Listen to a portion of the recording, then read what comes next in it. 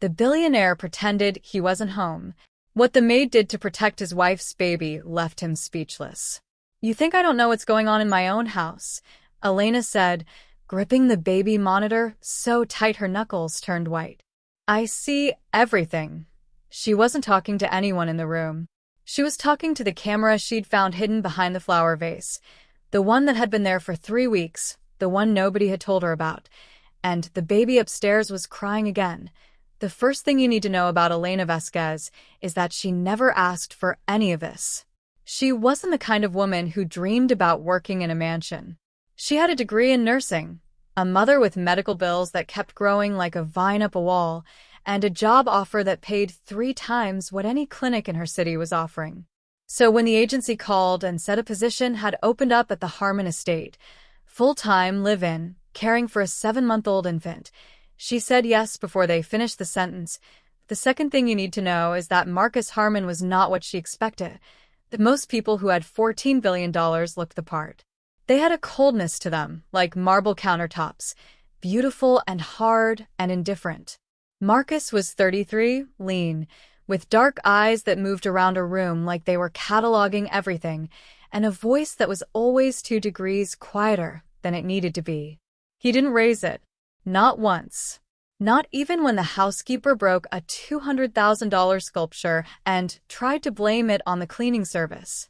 He just looked at the woman, said, "Pack your things," and walked upstairs. Elena had been there for 4 days when that happened.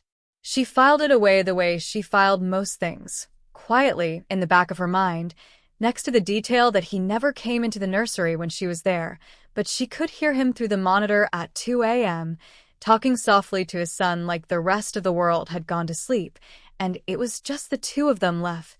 The baby's name was Noah, 7 months old, born on a Tuesday in March, and his mother, Diana Harmon, had died 40 minutes after delivering him.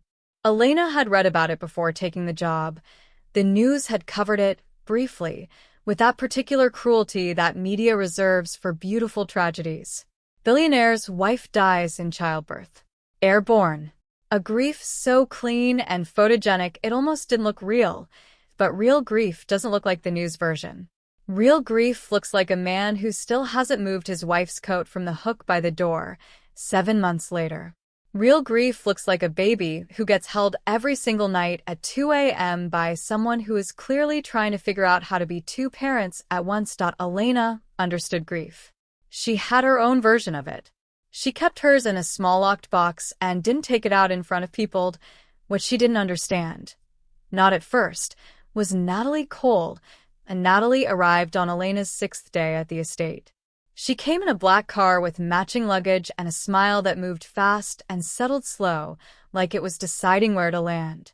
She was 29 tall, with that specific kind of beauty that looks effortless because it costs a fortune to maintain. She kissed Marcus on the cheek, looked around the foyer like she was already calculating which furniture she would replace, and then noticed Elena standing at the top of the stairs holding Noah. "Oh," Natalie said. "Is that the baby? Not is that Noah. Not can I hold him. Just, is that the baby the way you'd say, is that the package, is that the delivery, is that the thing that came with the house?" Elena smiled and said, "Yes, this is Noah." Natalie looked at him for exactly 3 seconds and then turned back to Marcus. "He looks like you," she said, which was the polite thing to say, and then she moved on to asking about dinner reservations. Elena looked down at Noah, who was looking up at her with those wide, serious eyes he always had, like he was thinking very hard about something no one else could see. She pressed her lips to his forehead and carried him back to the nursery. She told herself she was imagining things. That night, she ran into Rosa, the head housekeeper in the kitchen. Rosa had been with the Harmon family for 11 years. She didn't smile often, but when she did it reached her eyes, which Elena had learned was the real measure of a person. "She's been here before," Rosa said, without being asked, pouring coffee like the conversation was already halfway done. "Twice last year. Once after Mrs. Harmon's funeral. Once in October." "Are they engaged?" Elena asked. Rosa looked at her over the rim of her mug. "Not officially. But there's a ring in his desk drawer. Been there since January." Elena didn't say anything. She doesn't like children, Rosa added, setting down her mug with a quiet click that somehow sounded like a period at the end of a sentence. That's not gossip. That's a fact I've watched with my own eyes. Elena nodded slowly. She was still thinking about the way Natalie had said, "Is that the baby?" She went upstairs, checked on Noah, watched his small chest rise and fall in the blue glow of the monitor light. He was perfect. Completely unaware that the world had opinions about him, she sat in the chair by the crib the way she always did for his last check of the night, and she was almost at the door when she heard it. Not through the monitor. Through the wall. The sitting room that shared a wall with the hallway outside the nursery, where Marcus and Natalie must have settled after dinner. She wasn't trying to listen. She genuinely wasn't. But Natalie's voice carried in the way voices do when someone is used to being heard. "You can't keep living like this, Marcus.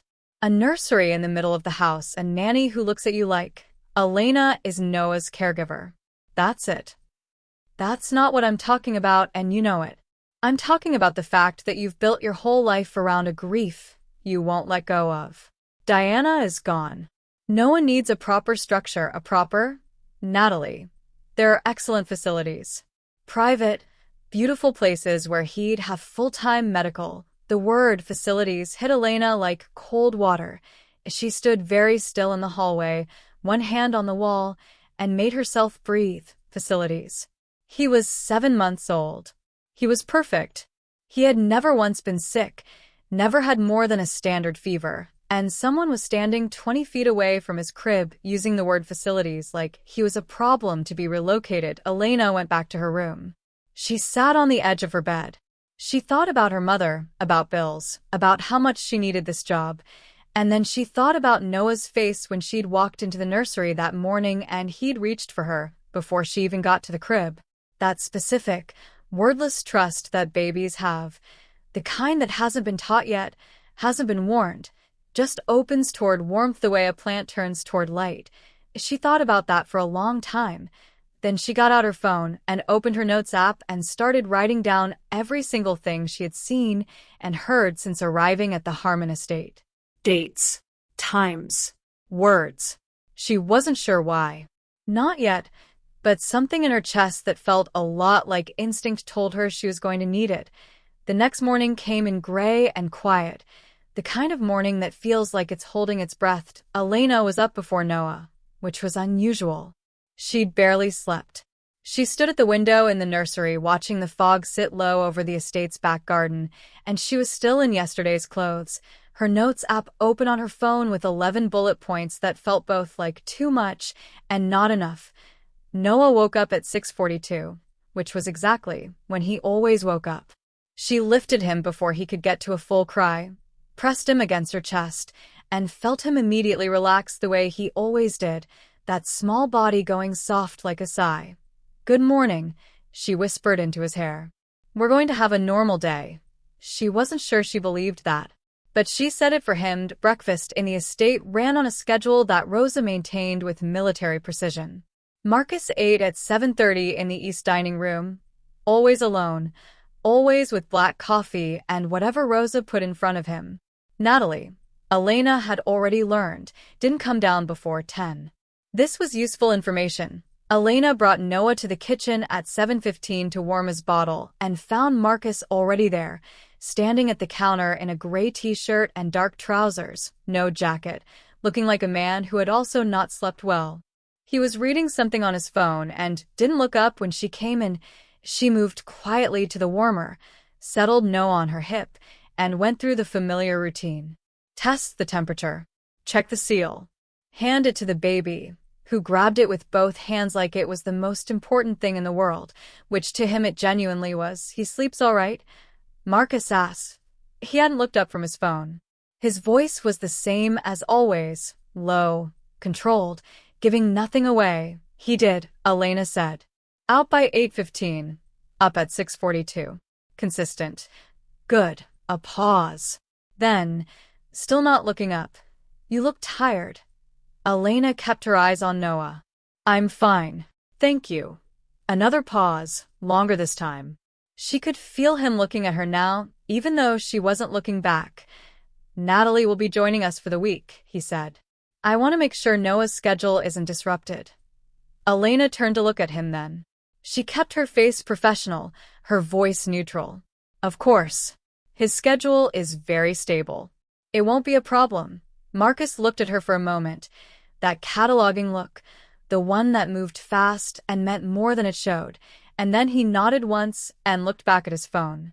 Conversation over. Elena took Noah to the sunroom for his morning light time, which her nursing background told her was important for a baby his age, and sat with him on the play mat while he worked very seriously on trying to roll over, which he hadn't managed yet but was absolutely committed to. She kept thinking about the word facilities. She kept thinking about the ring in the desk drawer. She kept thinking about the way Marcus had said he sleeps all right. Not casually, not as small talk, but with that specific weight that fathers carry when they're asking about their child but can't quite let themselves show how much they need the answer to be good. He loved Noah. That wasn't in question. She'd known it since the first night, watching him through the monitor at 2 a.m. The question was whether love was enough to protect a 7-month-old from a woman who used the word facilities. Rosa found her at noon. Elena was in the nursery putting Noah down for his midday nap, doing the slow, rhythmic back pat that he needed to fully settle, when Rosa appeared in the doorway and simply waited. Elena recognized the look on her face. It was the look of a woman who had something to say and had been choosing her words carefully for the last hour. She laid Noah down when he was fully out, pulled the light blanket to his chest, and stepped into the hallway. Rosa closed the nursery door behind them with a kind of precision that meant she didn't want anyone to hear the click. She asked me this morning, Rosa said, voice barely above a murmur, about transferring Noah's care to a private facility in Connecticut. She said she was researching options and wanted to know which pediatrician the family used so she could arrange a consultation. Elena felt the hair on her arms rise. She asked you? Elena said. Not Mr. Harmon? She asked me, Rosa confirmed. And she said it the way she says most things, like it was already decided, and she was just collecting details. Elena leaned against the wall and looked at the ceiling for a moment. Does Mr. Harmon know she was asking? I don't know what Mr. Harmon knows, Rosa said carefully. What I know is that she made 3 phone calls yesterday evening from the garden. I wasn't listening on purpose. I was deadheading the roses. But I heard a name. St. Clair's. I looked it up. Rosa paused. It's a residential care facility for infants with developmental delays. Noah doesn't have any developmental delays. The hallway felt smaller suddenly. Why would she? Elena started. Because if she can convince Marcus that Noah needs specialized care, Rosa said quietly, Noah moves to Connecticut. Out of this house. Out of the picture. She looked at Elena steadily. And then there is nothing in this house that belonged to Diana. Elena stood very still. That's why she's pushing for it now, she said. Not really to Rosa, mostly to herself, watching the pieces arrange themselves into a shape she didn't want to see. While Marcus is still grieving. While he's still in that place where he might believe something is wrong that isn't wrong. While he's vulnerable enough to think he's not giving Noah what Noah needs. Rosa didn't say anything. She didn't have to. Okay, Elena said. She straightened up. She kept her voice steady, the way she'd been trained to do in clinical settings when everything was going sideways and you needed your hands not to shake. I need to document Noah's development formally.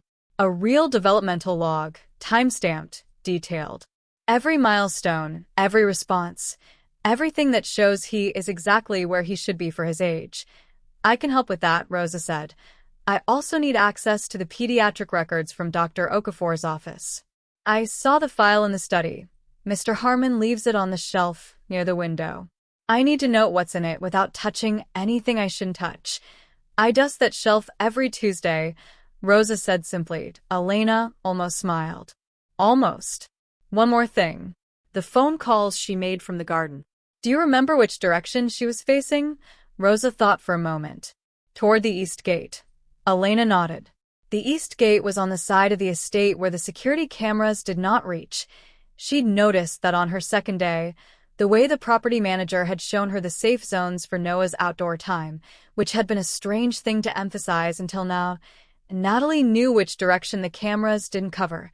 That wasn't an accident. Elena went back into the nursery, sat in the chair by the crib, looked at Noah sleeping with one small fist curled under his chin, and felt something settle in. Her chest like a decision being made. She pulled out her phone and opened her notes and added 4 more bullet points. And then, because she was thorough, and because her nursing training had taught her that documentation was the difference between being believed and not being believed, she opened a second file and started a developmental log for Noah James Harmon, beginning from her first day and working forward, noting every smile, every reach, every response to sound and light, and her voice. She was on the 14th entry when her phone buzzed with a text from an unknown number. IT said, "You should be careful about how much you think you understand about this family." She stared at it for a long time. Then she screenshotted it, added it to her notes file, and kept writing. Outside the nursery window, the fog had burned off. The garden was bright and open and looked completely safe, the way things do when they're trying to make you look the wrong direction. And Noah slept on, perfect and unaware, and Elena Vasquez, who had never asked for any of this, kept writing. The text sat in her phone like a splinter she couldn't get to. She didn't reply to it. She didn't delete it. She just let it sit there and went about Noah's afternoon the way she always did. Tummy time at 2, a short walk in the garden at 3 with the stroller, bath at 5:30, bottle at 6. Routine was armor. Routine was something Natalie couldn't touch. But the whole afternoon she felt eyes on her back. By Wednesday the estate had shifted into a different gear entirely. Natalie had settled in with a kind of efficiency that looked like comfort but felt like occupation. She rearranged 2 rooms without asking. She had a long call with an interior designer that Elena overheard from the hallway, during which she said the nursery's location was impractical and suggested moving it to the 3rd floor east wing, which was the furthest point in the house from the master bedroom. Elena wrote it down. Marcus was in back-to-back meetings most of Wednesday, the kind that kept him in his private office from 7 in the morning until past 8 at night. She could see the light under his door when she passed. She noticed he hadn't eaten the lunch Rosa left outside IT. AT7 that evening. Natalie knocked on Elena's door. Elena opened it holding her own dinner, a bowl of pasta she'd made herself in the staff kitchen, and found Natalie standing in the hallway in a silk robe, looking perfectly relaxed in the way that people look when they're working very hard at looking perfectly relaxed. "I just wanted to check in," Natalie said. Her smile was warm and immediate and didn't reach anything behind her eyes. "Make sure you have everything you need." "I do, thank you," Elena said. "Noah's doing well? He's wonderful." Natalie tilted her head slightly. I've been doing some reading about infants who lose their mothers at birth. There's quite a lot of research about the importance of consistent professional care in those early years. Specialized environments where the staff ratio is... Natalie, Elena said, and her voice came out quieter and steadier than she expected. "Noah is thriving. He's hitting every developmental marker. He's happy, he's healthy, and he's home." She paused. "I think that's what he needs most right now." Something moved behind Natalie's eyes. It wasn't anger exactly. It was more like recalibration, the way a chess player looks when you've moved somewhere they didn't expect. "Of course," Natalie said after a moment. "You know him best." Another warm smile. "That's why we're lucky to have you." She left down the hallway without another word. Elena closed her door, set down her pasta, and sat on the edge of her bed breathing slowly and evenly until her hands stopped being not quite steady. Then she picked up her phone and added the conversation to her notes, word for word, as close as she could get.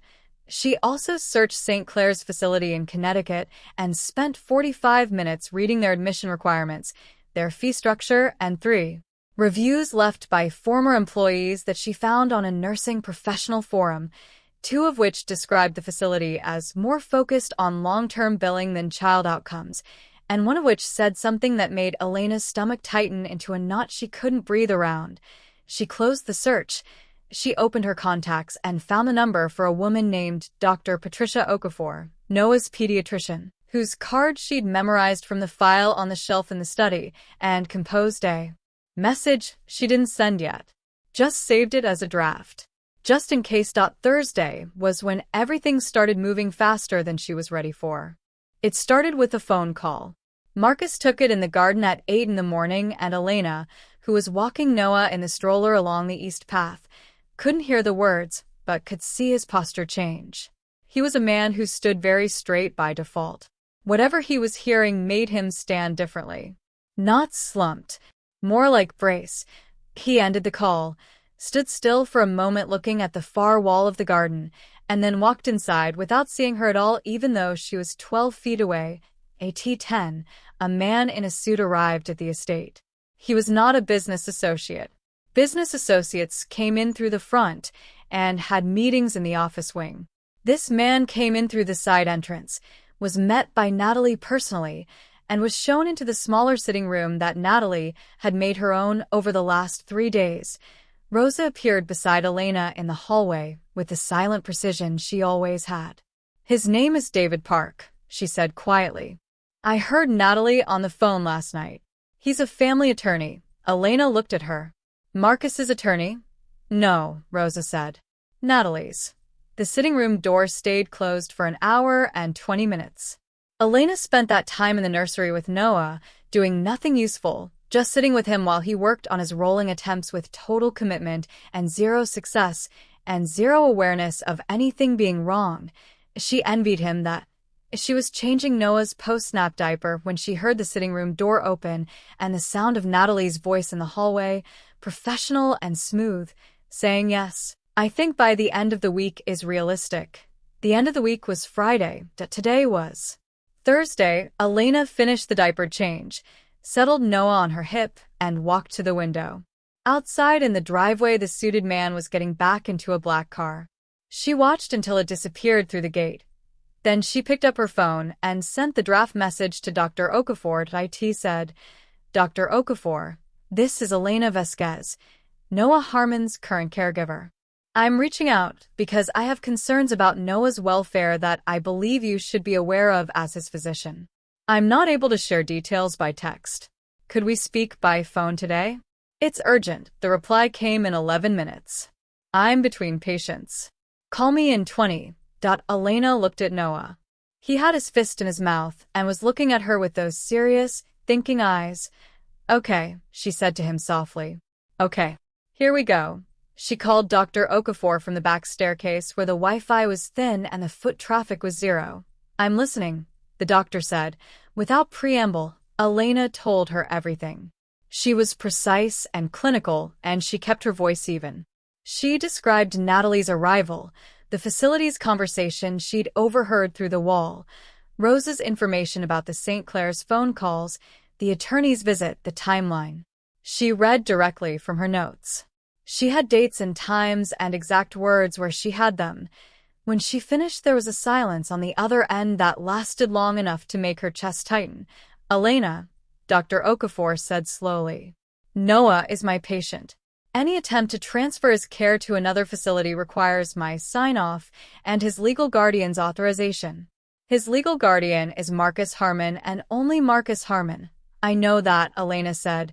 "What you may not know," the doctor continued, her voice dropping slightly, "is that I received a consultation request this week from St. Clair's. They said they'd been contacted by a family representative regarding a pediatric patient. They wanted Noah's medical history." Elena closed her eyes for a second. "They can't have it without Marcus's consent," Dr. Okafor said firmly. "I didn't respond to them. But Elena, if someone is moving this fast, you need to get this information to Marcus directly. Today. Not tomorrow. Today. He's been in his office all week," Elena said. "I don't have access to." "Find a way," Dr. Okafor said. "You're his son's caregiver. You have more access than you think you do. And Elena," a pause. "Document everything you told me. Every single thing. And make a copy that isn't on your phone." The call ended. Elena stood in the back staircase for 30 seconds. Her heart was beating in her ears. Then she straightened up, walked up the stairs, and stood outside Marcus's office door. She raised her hand to knock, and that was when she heard Natalie's voice inside the room. Not in the hallway, inside. saying Marcus's name in that soft, specific way that people use when they're trying to undo someone. Elena stood with her knuckles an inch from the door. She heard Marcus say something she couldn't make out.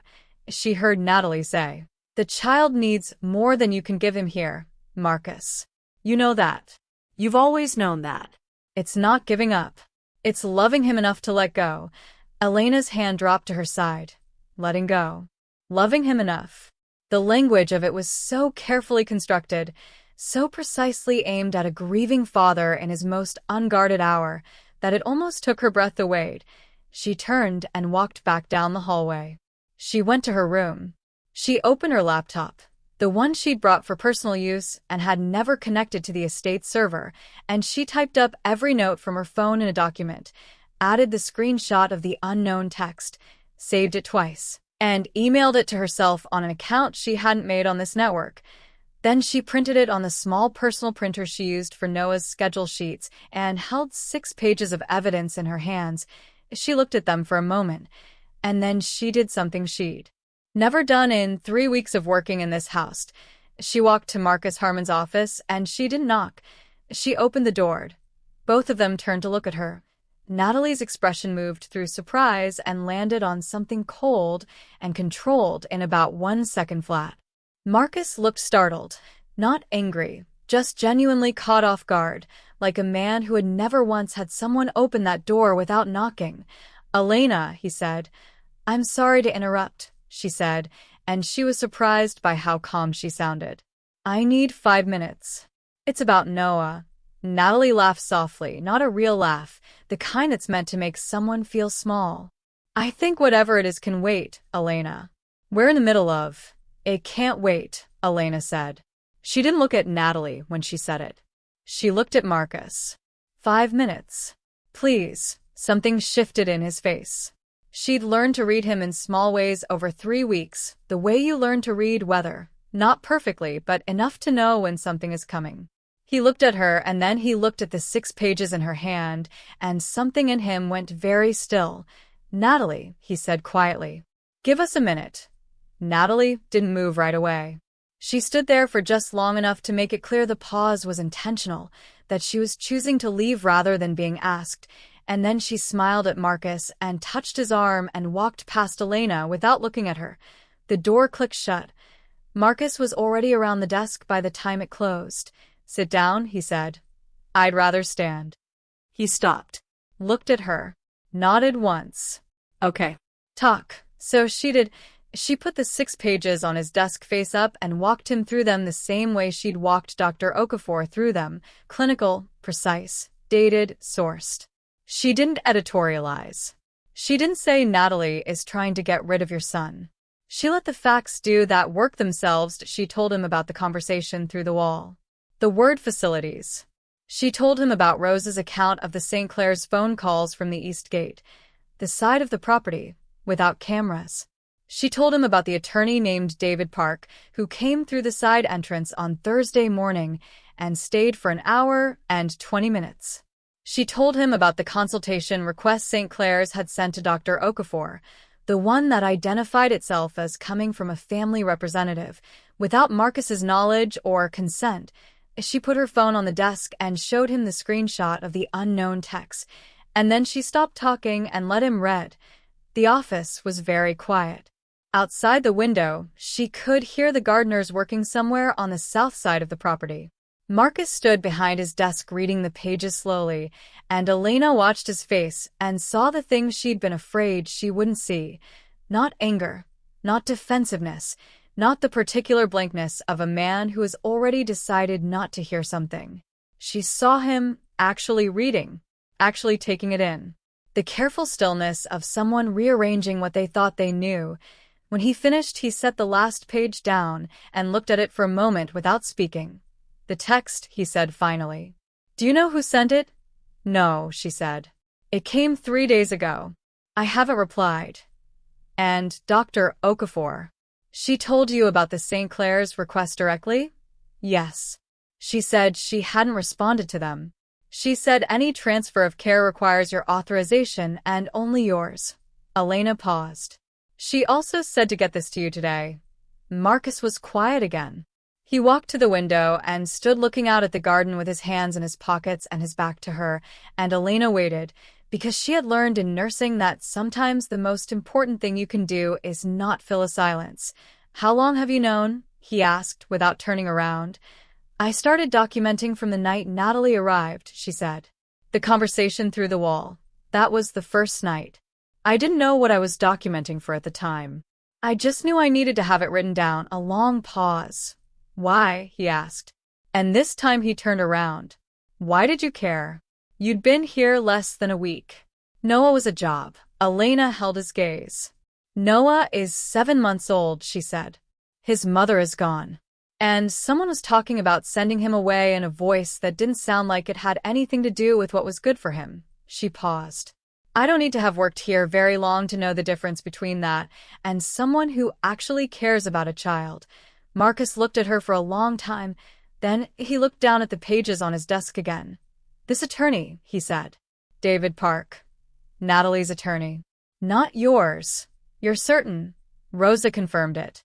"And the way he came in, side entrance, no introduction to the house staff, in and out in under 2 hours. It wasn't a joint consultation." Marcus picked up the page with the St. Clair's information and read it again. His jaw was very set.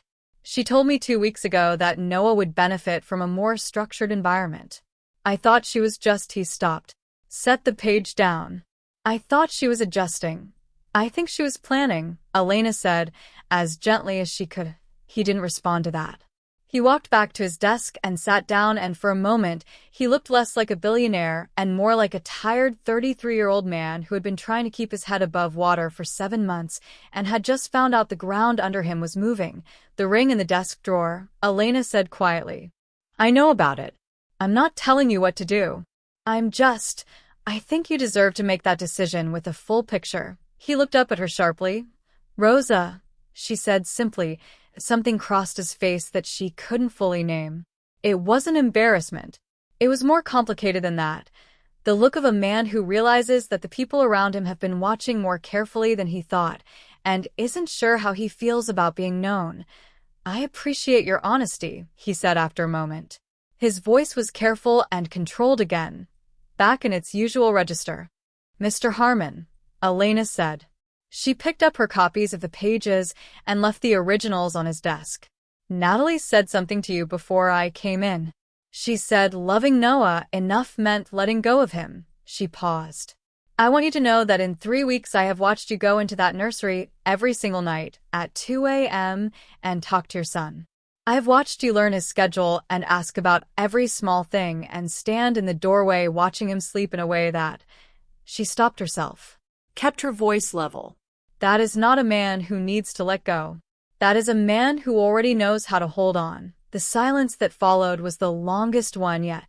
Marcus Harmon, who never raised his voice, who catalogued rooms with his eyes and kept his grief in the quiet hours of the night, looked at the woman standing in his office doorway holding 6 pages of notes she'd written to protect a baby that wasn't hers, and said nothing for long enough that it said everything. "I need you to stay with Noah today," he said finally. His voice was quiet and deliberate. "Don't leave the nursery floor unless it's for his usual routine. If anyone, and I mean anyone, asks you to bring him somewhere or change anything about his day, you call me directly. Not the house line. My cell." He wrote the number on a notepad and slid it across the desk. "And Elena," he said her name differently than he had before. Not like an employee, not like staff. Like someone he was trusting with something he couldn't afford to lose. "Thank you." She took the paper. She nodded. She left. In the hallway, she passed Natalie coming from the direction of the east sitting room. Natalie was dressed perfectly and moving with that smooth, unhurried pace that meant she thought she was still ahead of whatever was happening. She smiled at Elena. "Everything all right?" "Perfectly fine," Elena said. "Noah's just woken up from his nap." "Excuse me." She kept walking. She was 3 steps from the nursery door when she heard Marcus's office door open behind her, and then his voice, that low, controlled voice, saying Natalie's name in a way she had never heard him say it before. Not soft. Not careful, just the name, and then the click of the office door. Elena went into the nursery. Noah was standing in his crib holding the rail, which he'd started doing 2 days ago for the first time, wobbling slightly with the enormous effort of it and grinning at the sheer physics of being upright. She crossed the room and lifted him up and held him close and let out a breath she had been holding for 3 days. You, she told him quietly, are exactly where you're supposed to be. From somewhere below her, the sound of voices reached the nursery floor. Not the words, just the sound of them. The specific frequency of a confrontation between two people who have been circling toward it for a long time. And Noah grabbed her collar with one small hand and made an extremely serious face. I know, she said. I know. The voices went on for 11 minutes, and then they stopped. And then the house was very quiet. And then Rosa appeared in the nursery doorway with 2 cups of tea and the expression of a woman who had been waiting a long time for a particular kind of silence, and who recognized it when it finally came. Rosa set the tea down on the small table by the window and sat in the chair across from Elena without being invited, which was how Elena knew it was serious. She's packing, Rosa said to Elena. Looked up. Already. The black car is at the side entrance. She made one phone call after she came out of his office. 20 seconds. And then she went upstairs. Rosa wrapped both hands around her mug. Whatever he said to her in that room, it was enough. Elena looked down at Noah, who was sitting on the play mat chewing thoughtfully on a plastic ring and completely unbothered by the fact that his entire future had just shifted in the last 40 minutes. Is he okay? Elena asked. Meaning Marcus. I don't know, Rosa said honestly. He asked me to cancel his afternoon calls. All of them. That's only happened once before. She didn't say when. She didn't have to. The afternoon moved slowly after that, the way afternoons do when something large has just happened and the house hasn't quite processed it yet. Elena kept Noah's routine exactly as it always was. Bottle at the right time. Play mat. The little piano toy he'd recently decided was the greatest object in human history. A short walk on the first floor because the garden felt like too much open space right now. Too many corners she couldn't see. At 4:15 she heard the side door close. At 4:17 she heard the car leave. And Noah was asleep by 6:58, slightly earlier than usual, worn out from the effort of practicing standing and the business of being 7 months old, which was genuinely exhausting work. Elena sat in the chair by the crib in the blue quiet of the nursery and finally let herself be tired. She was still sitting there when the soft knock came at the nursery door. She already knew who it was. Marcus stood in the doorway in the same gray t-shirt from the morning, looking like a man who'd been through something and come out the other side of it still standing but not entirely sure how. He looked at Noah in the crib for a moment. That specific look, the one that was always too private for her to feel entirely comfortable witnessing, and then he looked at her. He tilted his head toward the hallway. She rose carefully, so as not to disturb Noah, followed him out, and pulled the door almost closed behind her, leaving the monitor on the table inside angled toward the crib. They stood in the hallway. He leaned against the opposite wall with his arms loosely crossed and his eyes on the floor, and she waited. I ended it, he said. I know, she said quietly. I want you to know it wasn't only because of what you brought me this morning. He looked up. Although that was what you did took courage. I want you to know I understand that. You could have stayed quiet. It would have been much easier for you to stay quiet. Yes, she said simply. Because it was true and there was no point pretending otherwise.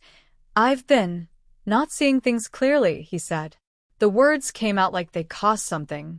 For a while. Since Diana. He stopped. Started again. Grief does something specific to your judgment. It makes you want to solve the feeling by replacing what caused it, and it makes you susceptible to people who offer to help you do that. I knew something was wrong.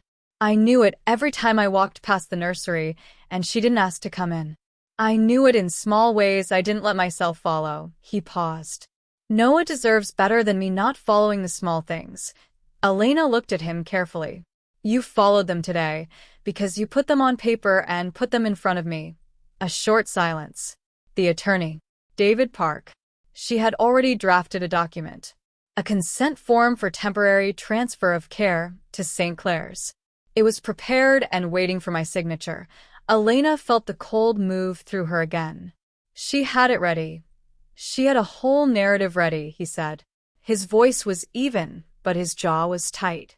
About no one needing specialized support. About the trauma of losing his mother affecting his development. She had statistics. She had a brochure. He looked at the nursery door. My son is 7 months old, and someone put together a presentation to convince me he needed to be sent away. The hallway was quiet. Mr. Harmon, Elena said. Marcus, he said. Not impatiently. Just correcting it. She hesitated for only a second. Marcus. What she was doing, it was very calculated. It would have worked on most people. It almost worked on you, and you're not someone who gets easily worked on. That's not a failure of judgment. That's what happens when someone specifically targets the part of you that's already hurting. He looked at her for a moment. You sound like a therapist. I have a nursing degree, she said. Close enough. Something moved at the corner of his mouth. It wasn't quite a smile, but it was the closest thing to one she'd seen on him in 3 weeks. Then it faded, and he was serious again. The text, he said. I had my security team trace it while you were with Noah this afternoon. It came from a burner number registered to a purchase made in Greenwich, Connecticut. 2 weeks ago. Elena stared at him. She sent it. She sent it before she'd even been here a week.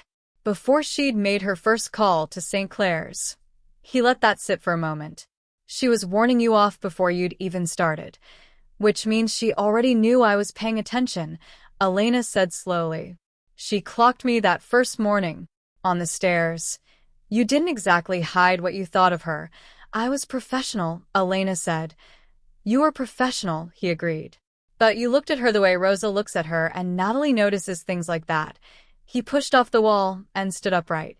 I'm having my legal team look into whether what she did constitutes anything actionable. The falsified family representative claim to Dr. Okafor's office alone. Dr. Okafor will cooperate, Elena said. She was very clear about that. I know. I called her this afternoon, he paused. She said you were thorough, and that Noah is, in her words, absolutely perfect. Elena felt something loosen in her chest. She also said, Marcus continued, and his voice shifted slightly, became more careful, that in her experience the quality of a child's early attachment to a caregiver has long-term effects that are difficult to overstate. And that Noah's attachment to you, at 7 months, is, her word was remarkable. The hallway was very quiet. Elena looked at the almost closed nursery door. I have a question, Marcus said. He said it the way he said most things, quietly, like he'd been holding it for a while and had decided now was the right time. Your contract is 3 months. You're 6 weeks in. Yes. I want to offer you a permanent position. He said it without preamble. Full restructuring of the terms. Salary increase, private accommodation upgrade, clear professional boundaries, full staff support, he paused. And a real title. Not caregiver. Not nanny. Something that reflects what you actually do, which is whatever today was. All of today. Elena looked at him. That's a complicated question. It's actually a pretty simple one, he said. You can take time to think about it. It's not whether I want to stay, she said. I want to stay. Noah is, she stopped herself. Looked at the door again. It's complicated because I'm aware that today changed the dynamic in this house, and I want to make sure that whatever I'm staying for is clear. I'm Noah's caregiver. That's the job. Today was today. But tomorrow it goes back to being the job.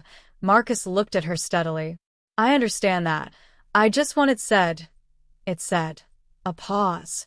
For what it's worth, I'm not someone who confuses things. She thought about the coat on the hook by the door. The 2 a.m. visits to the nursery. She thought about the fact that he still wore his wedding ring. She hadn't mentioned it in any of her notes, but she'd noticed it every single day. I know you're not, she said. That's actually part of why I came through the door this morning. He was quiet for a moment. Stay, he said.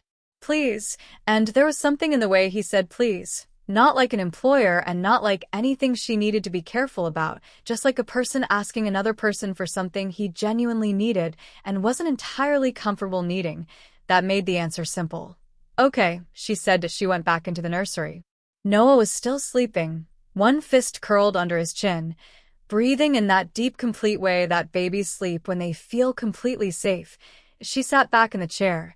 Through the monitor, she could hear the house settling around her. The old sounds of it, pipes and woodwork, and the distant, careful footsteps of Rosa doing her last round of the evening. And one more set of footsteps she recognized, pausing outside the nursery door for a moment the way they always did, and then moving on toward the end of the hall. The 2 a.m. visits had become something she thought about every night, but never mentioned. She thought about them now, in the blue quiet, with the weight of the day finally starting to lift. Noah slept, the house breathed, and Elena Vasquez, who had never asked for any of this and had ended up in the middle of it anyway, sat with the small warm fact of having done something that mattered. And let that be enough for now. 3 weeks later the house felt different, not dramatically. Not in any way that would be visible to someone walking through it for the first time. The furniture was the same. The schedule was the same. Rosa still moved through every room with her particular precision, and Marcus still worked hours that would have flattened most people, and Noah still woke up at 6:42 every single morning like a small determined alarm clock. But the coat was gone from the hook by the door. Elena noticed it on a Tuesday, 8 days after Natalie left. She was coming in from Noah's morning walk and she just noticed its absence, the empty hook, and felt the weight of what that meant without being able to say exactly what it meant. She didn't mention it to Rosa. She didn't write it in her notes, which she'd kept going out of habit even after the crisis had passed. Less like evidence now and more like a diary she hadn't meant to start. She just noticed it and kept walking. Marcus had said he wasn't someone who confused things. She believed him. She also believed that grief doesn't move in straight lines and that a man who had spent 7 months talking to his infant son at 2 a.m. about a woman who wasn't there anymore was not a man who was done with that particular kind of pain. The coat coming down from the hook wasn't an ending. It was just a door being opened an inch. Elena understood that completely. She had her own door. She kept an inch open. She didn't talk about it either. Noah's 8-month milestone arrived on a Thursday. He had been working on pulling himself to standing for 2 weeks, wobbling and sitting back down, and wobbling again with the absolute commitment of someone who has decided a thing is going to happen regardless of how many times it doesn't.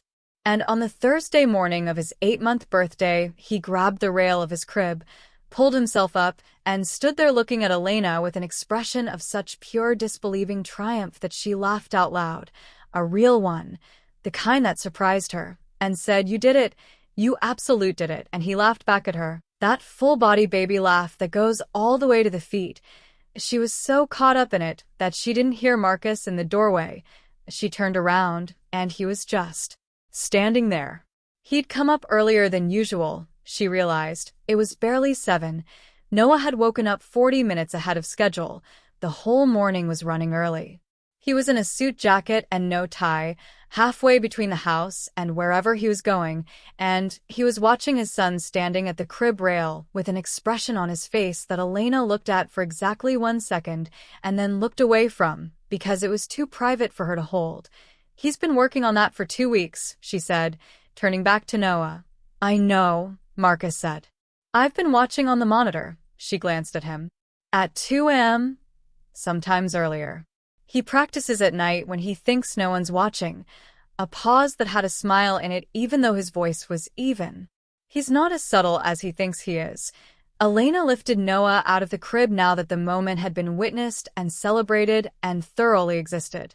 Noah grabbed her face with both hands the way he always did in the morning, a greeting that was somehow both demanding and completely loving, and she turned him outward so he could see his father. Marcus stepped forward and took him, which he did more easily now than he had in her first weeks.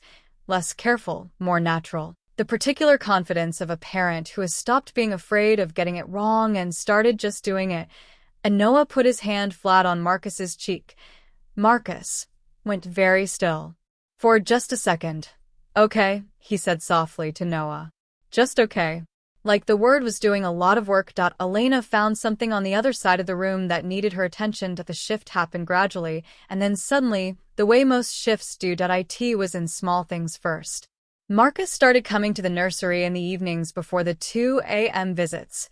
Earlier, while Noah was still awake, sometimes sitting on the floor of the play mat with Noah climbing on him with total disregard for the suit jacket, which Rosa then took for pressing with a long-suffering expression that was actually pure contentment. Elena would stay on her side of the room doing end-of-day notes, and the three of them would exist in the same space in a way that had no name and didn't need one. He started asking her questions that weren't about Noah, and not intrusive ones. Careful ones. The way cautious people ask questions, leaving plenty of room for not answering. He asked about her nursing degree, and she told him about the 2 years of clinicals and the hospital in Phoenix where she'd done her placement and how she'd been good at it, but something about the institutional environment had made her feel like she was always one step removed from actually helping anyone. He asked about her mother, and she told him about the bills and the small apartment in Tucson and the medical condition that was stable now but had been the reason for a lot of decisions over the last 5 years. He listened the way he did most things, quietly, completely, without interrupting. She asked him things too, because it felt dishonest not to. She asked about the company, which he talked about with a precision that was almost relaxing to listen to, like watching someone do something they're genuinely excellent at. She asked about Diana once, just slightly, and he answered without closing off, which surprised her. He said Diana had been the kind of person who made rooms louder just by being in them, and that Noah had her quality of complete attention, that thing he did where he looked at you like you were the most important thing currently existing. He does do that, Elena said. He gets it from her, Marcus said. And the way he said it was sad and also grateful, which Elena thought was probably the most honest relationship you could have with grief once enough time had passed.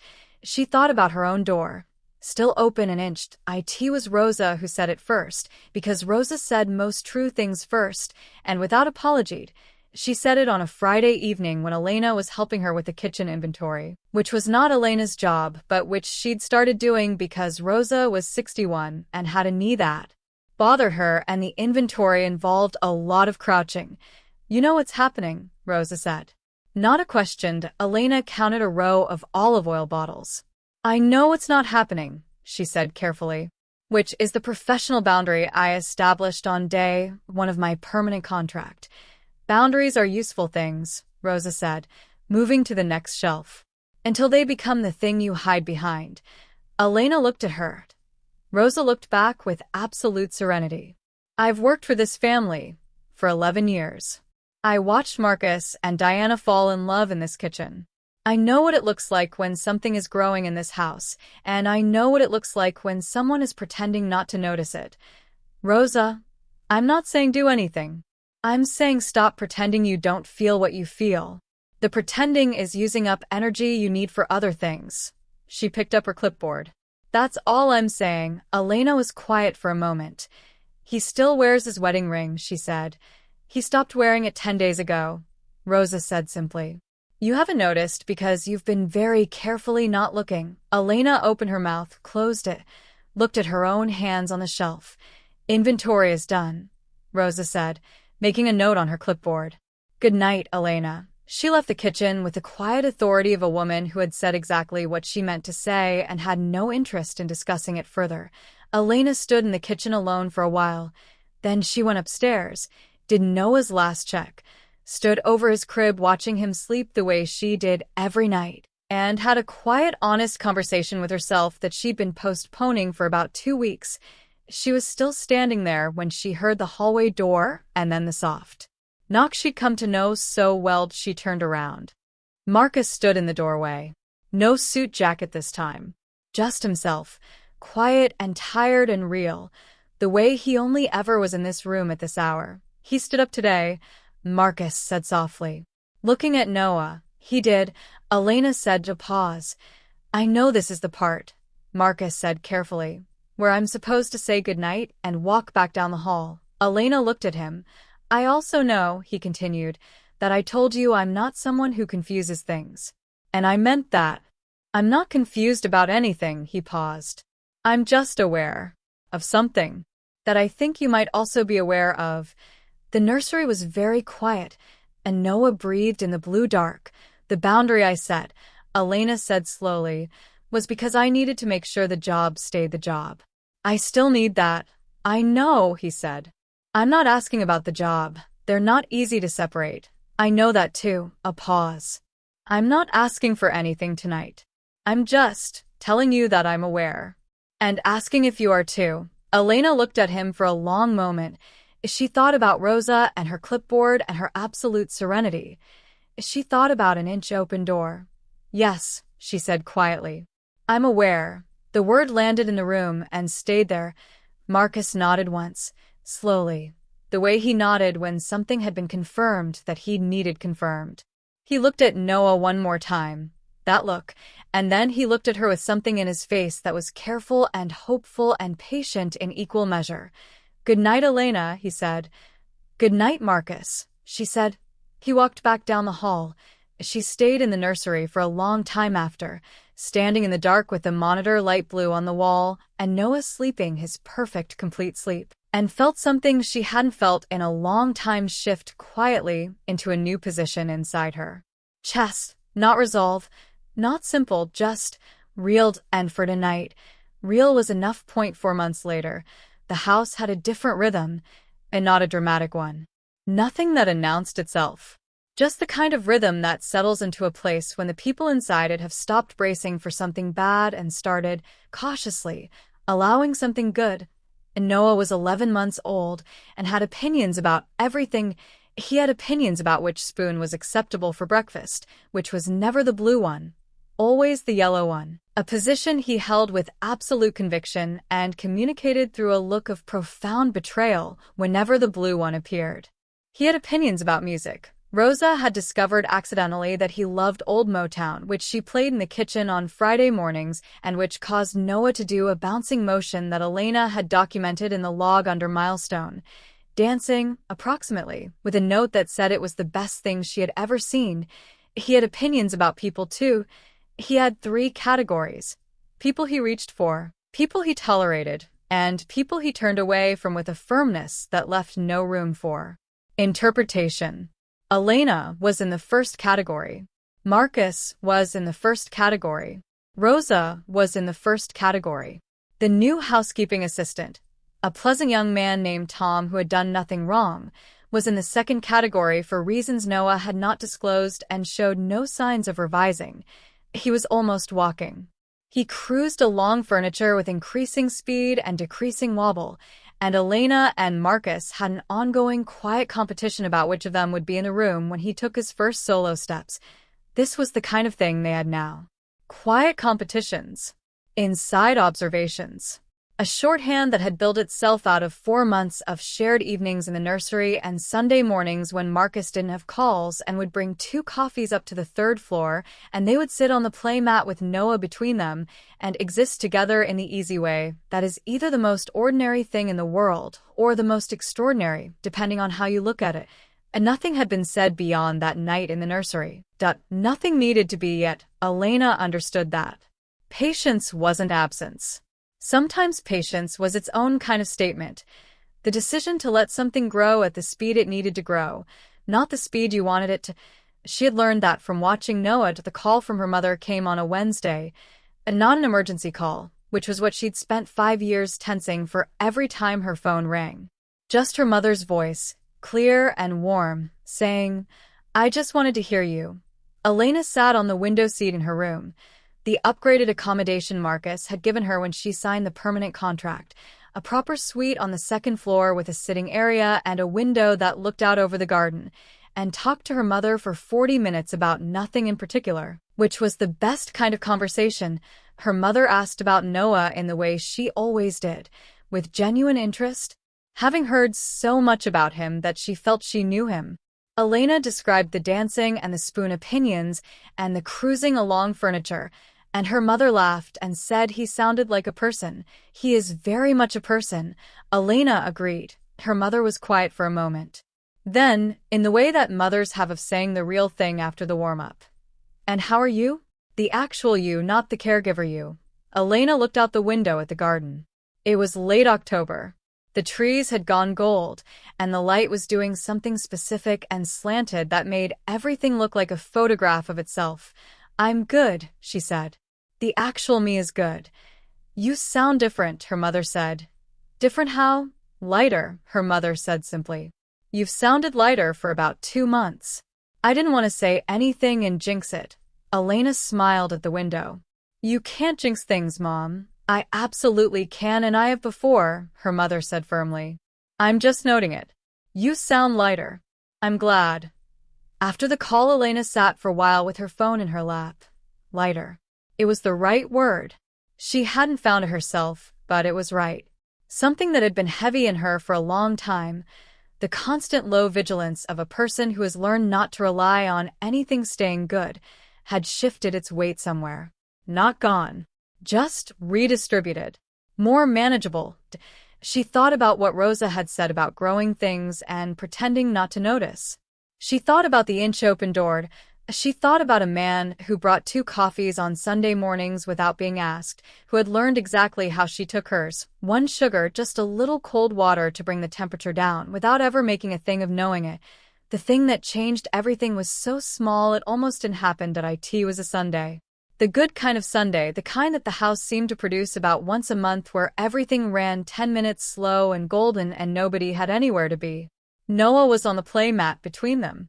Marcus was holding a board book that Noah kept grabbing and rejecting, a cycle that had been going on for 8 minutes and which Marcus was participating in with more patience than most people brought to things that actually mattered. Elena was watching Noah and smiling at something he'd done, and when she looked up, Marcus was looking at her, not the cataloging look.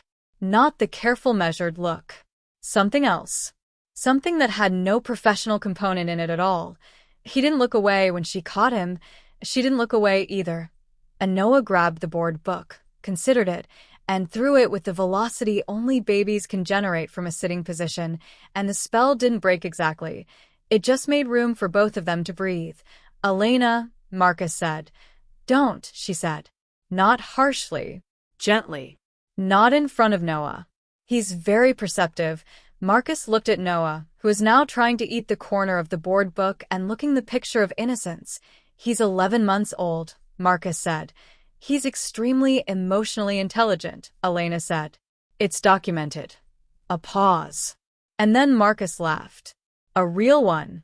Quiet, but real, and it did something to the whole room. She had not heard him laugh before. Not like that. She filed it without meaning to in the same place she kept all the small important things about this house. "Tonight," he said. "After Noah's down. Would you? There's something I want to show you." "In the garden?" She looked at him carefully. "The garden.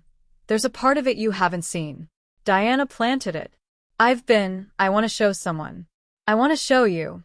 The way he said Diana's name was different than it had been 4 months ago. Still tender. Still weighted. But held differently, more like a memory being honored than a wound being protected. "Okay," she said. "Tonight." Noah went down at 7:12, slightly early, worn out from an ambitious afternoon of furniture cruising and a bath that had involved more water outside the tub than inside it. Elena stood at the nursery door for a moment after he settled, doing the last check the way she always did, and then she went downstairs and found Marcus waiting by the garden door in a gray sweater, holding 2 glasses of wine and looking slightly less composed than he usually did, which was somehow the most reassuring thing she'd ever seen on him. He handed her a glass and opened the door. The October night was cold and clear, the sky doing its best, stars visible above the tree line in a way that the city never usually permitted.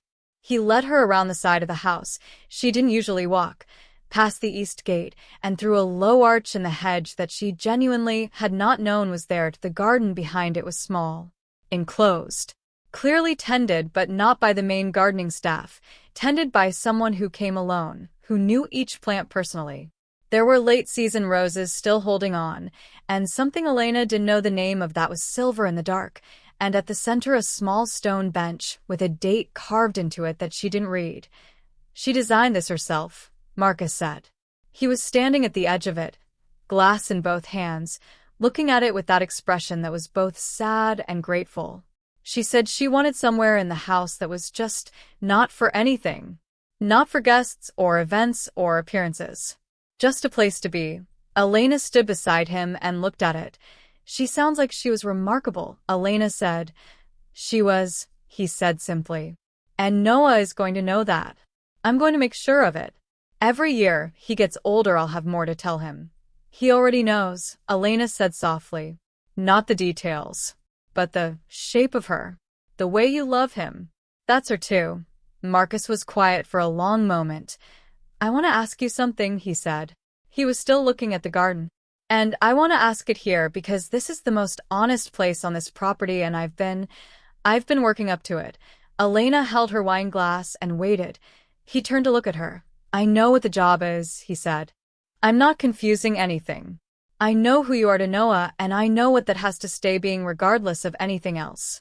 A pause. But I would like to know if the anything else has a possibility. Not now. Not fast. Just a possibility.